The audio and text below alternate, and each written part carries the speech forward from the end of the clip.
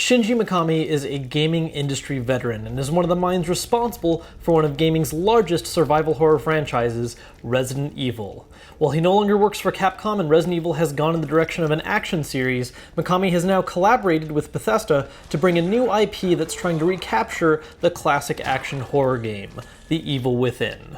Does it live up to the task and bring about that great combination of lack of resources and impending fear of strong enemies? Well, let's take a look. First off, the game's plot. Evil Within takes place in a modern-day setting, though it's hard to place it at any one location, as the game constantly shifts you around rather suddenly. Not because you physically travel a lot, but because a ton of trippy shit begins to happen. Ranging from old villages to insane hospitals, ruined cities to abandoned mansions, the game covers a number of different popular horror game locales, all under an initially very unclear plot. The game throws you into the action rather suddenly with little to no introduction for its cast, something that is initially bothersome but does get addressed and made up for in the later stages of the game. I don't want to go too far into specifics in order to avoid spoilers for a game that is so heavily reliant on secrets and revealed backstory, but the main gist you need to understand is that a lot of weird stuff is happening and a lot of really crazy looking monsters are out to eat your face. Now, if you've played the Resident Evil series, then some of this gameplay is going to look very familiar. It's extremely reminiscent of the last Resident Evil Mikami had a hand in, Resident Evil 4, making use of a third-person camera focused on the character's back, shifting to over the shoulder when aiming your gun. Gameplay is mostly focused around evading or killing zombie-like monsters and other nightmarish creatures. While guns are your main option for combat, you can also perform really weak melee attacks, burn enemies that are knocked to the ground using matches, perform a stealth attack that may or may not instantly kill depending on the enemy, and make use of a number of different special crossbow bolts that you can craft from parts you find and collect. You can try to avoid enemies simply by sneaking by or just by running as fast as you can, though in some situations that's just an awful idea because there's some kind of switch you need to activate that does take time to use. Now, monsters aren't the only challenges the game throws at you either. The game makes extensive use of a couple different kinds of traps, all of which can be disarmed and sometimes avoided, though the earlier might occasionally require a quick minigame that failing will lead to a bunch of damage taken. Disarming traps rewards you with parts to create different specialty bolts for your crossbow, but leaving them intact can sometimes be in your best interest, as enemies may trigger them as well.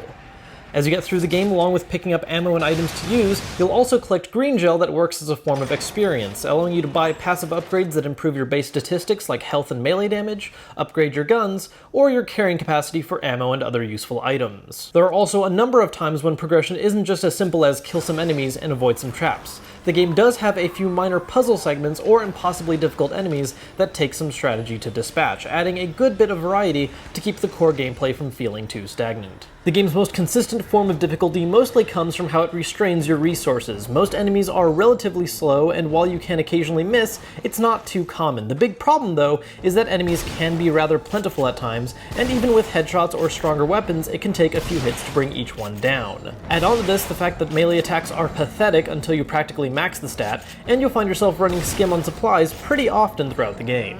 I will make note, though, that this issue mostly exists at the very beginning and end of the game, as the midpoint suffers from a little bit of overabundance of supplies. The game has a habit of giving you a couple rooms to get a bunch of free items to stock up for an upcoming boss fight or just a new area of enemies.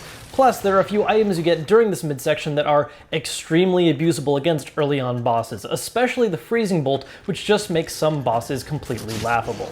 The very start, though, does leave you with very few weapon options, and late game starts to really bleed you dry of ammo while throwing enemies left and right, which is really when the game is at its best. One interesting way the game does try to help you with a degree of randomness too is collectible hidden keys that can be found throughout the game, which can then be used to unlock lockers that contain healing items, ammunition, and experience, though unless you're using a guide, you won't know what you get until you open it, sometimes getting just what you need or sighing at the sight of ammo that you're currently maxed on, though thankfully the items do stay available until you're able to grab them. To be perfectly honest, my experience with The Evil Within was something of a progression. While the very beginning was okay, I found myself disliking a lot of the early on content. There were a lot of very odd jumps between locations and timing, there wasn't very good explanations or good story conveyance going on, and add on to the fact that very early you get both the shotgun and the agony crossbow, making early on opponents just really pathetic, making it feel much more like an action game rather than the survival horror genre it was meant to revive. But as time went on, monsters began to get more diverse, and while having a variety of weapons, ammo started to come come by a little less and less, and the story begins to become exceedingly more clear, not only explaining but effectively balancing out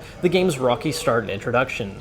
The game definitely has its bumps in the road, and the overall experience isn't perfect, but at the end of the whole thing, I found myself having only fond thoughts of the game, and in many ways, it did recreate much of the classic survival horror action hybrid, ranking close to its very clear relative Resident Evil 4. A single playthrough takes somewhere between 12 and 15 hours of gameplay, depending on how much trouble you have with it, though it can be considerably less if you're a veteran of the genre or skip a lot of the game's cutscenes.